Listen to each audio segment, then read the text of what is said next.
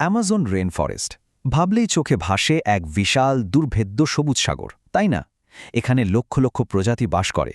কিন্তু প্রশ্ন হল, তারা টিকে থাকে কিভাবে? চলুন আজ সেই রহস্যের গভীরে ঢোকা যাক। আচ্ছা, জঙ্গল বললে আমাদের মাথায় কি আসে? শুধুই কি লড়াই, সারাক্ষণ প্রতিযোগিতা? কিন্তু ব্যাপারটা কি আসলেই তাই, নাকি টিকে থাকার অন্য কোনো রাস্তাও আছে? আসুন তো আজ এই ধারণাটাকেই একটু অন্যভাবে দেখা যাক। তো টিকে থাকার প্রথম আর সবচেয়ে সহজ উপায়টা কি হতে পারে? সোজা কথায়, নিজেকে অদৃশ্য করে ফেলা। মানে, যেখানে পদে পদে বিপদ, সেখানে যদি আপনাকে কেউ দেখতেই না পায়, তার চেয়ে ভালো আর কি হতে পারে? এটাই কিন্তু সবচেয়ে সেরা কৌশল। ব্যাপারটা হলো, এই রেইন ফরেস্টে আপনি যা দেখবেন তার প্রায় কিছুই কিন্তু আসল না।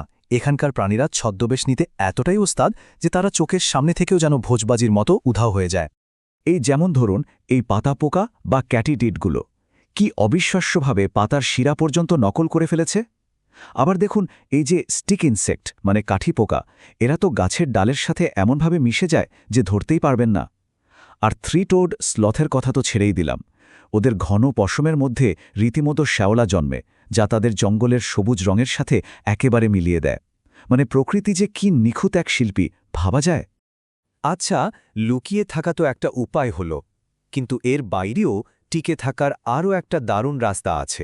সেটা হলো বন্ধুত্ব। হ্যাঁ, ঠিকই শুনেছেন।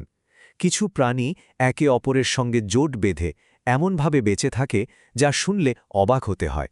তার মানে শুধু লুকিয়ে থাকাই কিন্তু নিরাপদ থাকার একমাত্র উপায় না, কখনো কখনো একসাথে থাকাটাও ঠিক ততটাই কাজে দেয়। বিজ্ঞানের ভাষা একে বলে সিম্বায়োসিস, মানে এমন একটা সম্পর্ক যেখানে দুটো একেবারে আলাদা প্রজাতি একে অপরকে সাহায্য করে বেঁচে থাকে। ব্যাপারটা বেশ মজার, অনেকটা টাকার বিনিময়ে বডিগার্ড রাখার মতো। দেখুন, এই যে অরক্ষিত গাছফড়িংগুলো, এরা গাছের রস খায়, তারপর বর্জ্য হিসেবে হানিডিউ নামে এক ধরনের মিষ্টি রস বের করে। আর এই হানিডিউ হলো পিঁপড়েদের দারুণ পছন্দের খাবার। তো পিঁপড়েরা এই খাবারটা খায় আর বিনিময়ে এই গাছফড়িংদের জন্য বডিগার্ডের কাজ করে, ওদেরকে অন্য শিকারীদের হাত থেকে বাঁচায়। ভাবুন তো কি অসাধারণ একটা লেনদেনের ব্যবস্থা।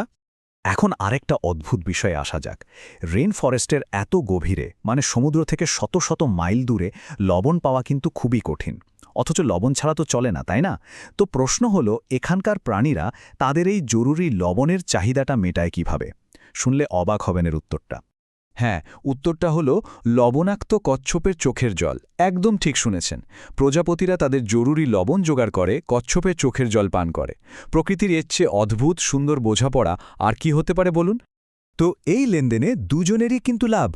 প্রজাপতিরা তাদের প্রয়োজনীয় লবণ পেয়ে যায়, যেটা পুরুষ প্রজাপতিরা মিলনের সময় সঙ্গীকে দেয়। আর কচ্ছপের কি লাভ? সাঁতার কাটার পর এই চোখের জল ওদের চোখ পরিষ্কার করতে সাহায্য করে। তবে হ্যাঁ, কচ্ছপদেরও কিন্তু ধৈর্যের একটা সীমা আছে। ওরা প্রজাপতিদের মেনে নেয়, কিন্তু মৌমাছি বসলে একদমই সহ্য করতে পারে না। তাহলে আমরা দেখলাম প্রাণীরা একে অপরের সাথে মানিয়ে চলতে শিখেছে। কিন্তু ভাবুন তো, যখন প্রকৃতি নিজেই ভয়ঙ্কর রূপ নেয়, তখন কি হয়? যেমন ধরুন বন্যা। আসুন দেখি, সেই চূড়ান্ত পরীক্ষার সময় এরা কিভাবে টিকে থাকে। বছরের একটা নির্দিষ্ট সময়ে যখন প্রবল বৃষ্টি নামে, তখন লাস পিয়েদ্রাস নদীর পানি ফুলে ফেপে ওঠে। আর সেই পানি যখন জঙ্গলের ভেতরে ঢুকে পড়ে, তখন পুরো বনভূমিটাই জলের নিচে চলে যায়। মানে গোটা দৃশ্যপটটাই আমূল বদলে যায়। আর তখনই শুরু হয় এখানকার প্রাণীদের আসল পরীক্ষা। এই বন্যাটা কিন্তু সবার জন্য একরকম নয়। কারো জন্য এটা সর্বনাশ, তো কারো জন্য নতুন সুযোগ। যেমন দেখুন, ছোট ছোট পোকামাকড় আর মাকড়সারা ভাসমান পাতাকে আঁকড়ে ধরে ছোট্ট নৌকার মতো ভেসে থাকে। আবার কেন্যুদের জন্য ব্যাপারটা খুবই কঠিন, ওরা খুব বেশিক্ষণ ভেসে থাকতে পারে না। অন্যদিকে মাছদের জন্য তো এটা একেবারে পৌষ মাস। ওরা লেক থেকে বেরিয়ে এই প্লাবিত জঙ্গলে ঢুকে পড়ে নতুন শিকারের খোঁজে। তো এতক্ষণ আমরা যা যা দেখলাম, এই ছদ্মবেশ, এই বন্ধুত্ব, বন্যার সাথে লড়াই, এগুলো কিন্তু কোনো বিচ্ছিন্ন ঘটনা নয়, বরং এগুলো একটা বিশাল আর জটিল সিস্টেমের অংশ। চলুন এবার একজন জীববিজ্ঞানীর চোখে পুরো ব্যাপারটা দেখি। জীববিজ্ঞানীরা প্রাণীদের এই পারস্পরিক সহযোগিতার সম্পর্ককে বলেন সিম্বায়োসিস বা মিথজীবিতা। আর এটাই আমাদের শেখায় যে জঙ্গলের জীবন মানে শুধু সার্ভাইভাল অব দ্য ফিটেস্ট বা যোগ্যতমের টিকে থাকা নয়, বরং সহযোগিতাই এখানে বেঁচে থাকার অন্যতম প্রধান চাবিকাঠি। তার মানে কি দাঁড়ালো?